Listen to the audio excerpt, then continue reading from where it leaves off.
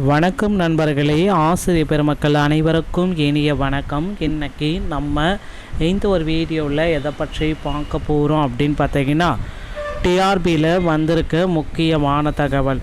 பொதுப்பிரிவினர்களுக்கு டெட்டில் மதிப்பெண்கள் தளர்வு ஆசிரியர் சங்கங்கள் வலியுறுத்த செஞ்சுருக்காங்க. என்ன என்பதை பற்றி இந்த வீடியோவில் பார்க்கலாம். மேலும் டெட்டில் தோல்வி அடைஞ்சவர்களுக்கு மதிப்பெண்களை மாற்ற போகிறாங்களா, இல்லை அவங்களுக்கு பார்த்திங்கன்னா மீண்டும் வாய்ப்புகள் கொடுக்க போகிறாங்களா என்பவனை பற்றி இந்த ஒரு வீடியோவில் முழுமையாக நம்ம பார்க்கலாம். வாங்க. நீங்கள் நம்முடைய சேனலை முதல் முறையாக பார்க்குறீங்க அப்படின்னா மறக்காமல் சப்ஸ்கிரைப் அண்ட் பெல்லில் கிளிக் பண்ணி வச்சுக்கோங்க. வாங்க இந்த ஒரு வீடியோக்குள்ளே போகலாம். பொதுப்பிரிவினருக்கு மதிப்பெண்களில் தளர்வுகள் வழங்கப்பட வேண்டும் அப்படின்ட்டு குறிப்பாகவே சொல்கிறாங்க. பொதுப்பிரிவினர் மக்களுக்கு மதிப்பெண்கள் முறையீடில் கொஞ்சம் தளர்வுகளை கொடுங்க அப்படின்ட்டு கோரிக்கைகள் பல பேர் வச்சுருக்காங்க. பொதுப்பிரிவினர்கள் யார் யார்? அந்த பொதுப்பிரிவினர் பீப்புள்ஸுக்கு பார்த்தீங்க அப்படின்னா, தேசிய ஆசிரியர் சங்கத்தின் பொது செயலாளர் கந்தசாமி அவர்கள் வெளியிட்டுள்ள அறிக்கையில் என்ன குறிப்பிடுறாரு அப்படின்னு பார்த்தீங்கன்னா, ஆசிரியர் தகுதி தேர்வுக்கான தேர்ச்சி மதிப்பெண் சதவீதம் தொடர்பாக நேற்று அரசாணை வெளியிடப்பட்டுள்ளது.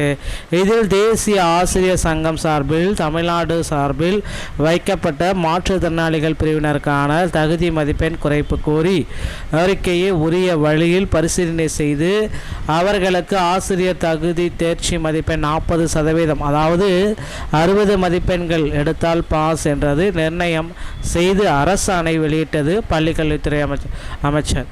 அதற்கு உறுதுணையாக இருந்த இயக்குநர்களுக்கு நன்றி தெரிவித்துக் கொள்கிறோம். அதே சமயம் பீகார் மாநிலத்தில் பொது பிரிவினருக்கு மற்றும் அனைத்து மகளிருக்கு SC/STக்கு 40%, அதாவது 60 மதிப்பெண்களாக மாற்றப்பட்டுள்ளது. அதே போன்று தமிழகத்திலும் நிர்ணயம் செய்ய வலியுறுத்தி இருந்தோம். இக்கோரிக்கை தற்பொழுது வெளியான அரசாணைகள் இல்லை. பொது பிரிவினரை ஏமாற்றத்துடன் உள்ளாக்கியுள்ளது. பொது பிரிவினர் அனைத்து மகளிர்களுக்கும் உரிய மதிப்பெண் தளர்வு வழங்க ஆவணம் செய்யப்பட வேண்டும். இவ்வாறு அதில் குறிப்பாகவே சொல்லியிருக்காங்க. இந்த பொது பிரிவினருடைய அரசாணையை பார்த்திங்கன்னா டிக்ளேர் பண்ண போகிறாங்க. இந்த அரசாணையில் எல்லாருக்குமே வந்த ஒரு மகிழ்ச்சியான செய்திகளை ஆசிரியர் தேர்வு வாரியம் குறிப்பிட போகிறாங்க. எல்லா கம்யூனிட்டிக்குமே பீகாரில் எப்படி இருக்கோ அதே போல் தமிழகத்திலையும் கொண்டு வாங்க அப்படின்ற மாதிரி கோரிக்கைகள் போயிட்டுருக்கு. கண்டிப்பாக ஆசிரியர் தேர்வு வாரியம் இவர்களுக்கு ஒரு நல்ல சுமூகமான முடிவுகளை கொடுப்பாங்கன்றதை பார்க்கலாம். அடுத்து இந்த டெட் தேர்வில் தோல்வி அடைஞ்ச ஆசிரியர் பெருமக்களுக்கு மீண்டும் ஒரு வாய்ப்பை கொடுப்பாங்க. சிறப்பு டெட் எல்லாமே நடக்க ஆரம்பிச்சிருச்சுங்க. தேதிகள் எல்லாமே வெளியிட்டாங்க.